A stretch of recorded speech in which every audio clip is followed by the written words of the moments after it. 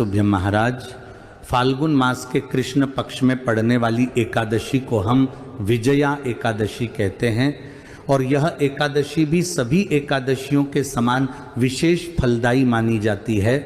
जैसा कि इसके नाम में ही समझ आता है कि इस एकादशी के व्रत को करने से हमें सभी कामों में विजय प्राप्त होती है।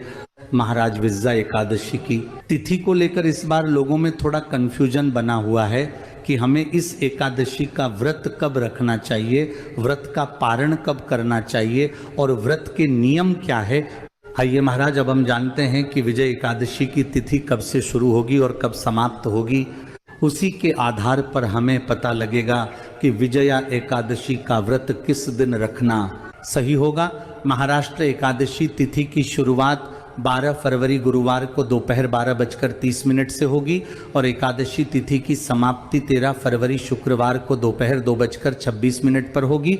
महाराज, जब भी किसी एकादशी का व्रत 2 दिनों का पड़ता है तो उसमें दूसरे दिन वाली एकादशी का व्रत रखना बहुत ही फलदायी माना जाता है। इसी के साथ में एकादशी के दिन जब द्वादशी तिथि भी लग रही हो तो उसका फल और भी ज़्यादा बढ़ जाता है।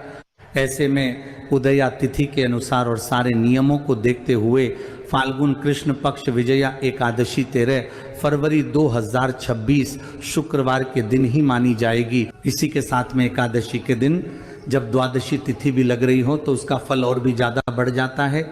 ऐसे में उदया तिथि के अनुसार और सारे नियमों को देखते हुए फाल्गुन कृष्ण पक्ष विजया एकादशी 13 फरवरी 2026 शुक्रवार के दिन ही मानी जाएगी और इसी दिन इस एकादशी का व्रत रखा जाएगा।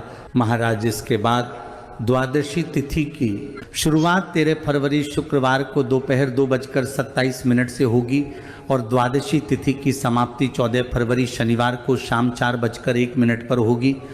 महाराज, इसके बाद हम जान लेते हैं कि विजया एकादशी व्रत पारण करने का शुभ मुहूर्त कब है।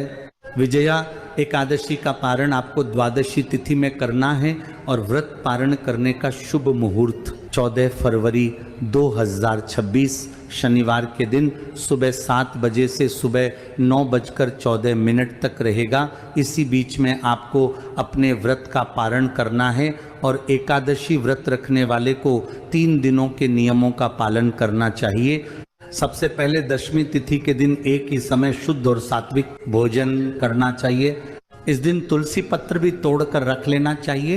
फिर एकादशी वाले दिन सुबह जल्दी उठकर स्नान करना चाहिए और साफ सुथरे वस्त्र पहनकर घर के मंदिर में भगवान विष्णु जी के सामने अपने व्रत का संकल्प ले और ओम नमो भगवते वासुदेवाय नमः मंत्र का जाप करें।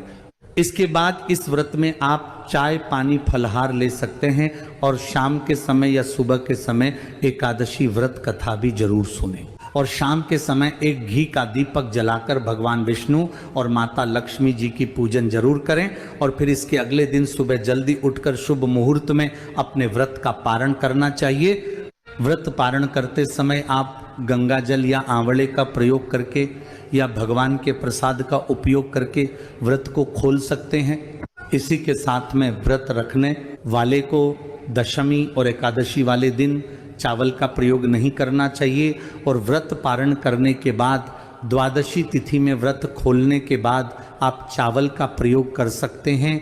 इसी तरीके से व्रत रखने या ना रखने वाले को भी एकादशी वाले दिन चावल का प्रयोग किसी भी प्रकार से नहीं करना चाहिए और ना घर में बनाना चाहिए और नाश्ते के पोहा का सेवन भी नहीं करना चाहिए क्योंकि ये भी चावल से ही बनते हैं। महाराज, इस तरीके से आपको विजया एकादशी का व्रत रखना है और पारण करना है। अगर अभी भी आपके मन में कोई प्रश्न है तो वो आप हमसे कमेंट करके पूछ सकते हैं। आप ये वीडियो कहाँ से देख रहे हैं कमेंट में जरूर बताएं। श्री शिवाय नमस्तुभ्यम महाराज।